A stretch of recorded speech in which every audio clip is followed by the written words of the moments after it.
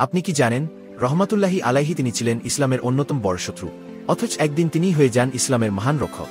মক্কা সেই সময় উমর রাব ছিলেন শক্তিশালী, সাহসী ও কঠোর মনের মানুষ। মুসলিমদের প্রতি তার ছিল প্রচণ্ড ঘৃণা। একদিন তিনি রাগে গরম হয়ে বের হলেন, উদ্দেশ্য ছিল নবীজিকে হত্যা করা। পথে এক লোক তাকে বলল, তুমি আগে তোমার বোন আর জামাইয়ের খবর নাও, তারাও তো ইসলাম গ্রহণ করেছে। এই খবর শুনে উমর রহমাতুল্লাহি আলাইহি ক্রুদ্ধ হয়ে ছুটলেন তার বোন ফাতিমা এর বাড়ি। সেখানে গিয়ে তিনি শুনলেন কুরআনের আয়াত তেলাওয়াত হচ্ছে।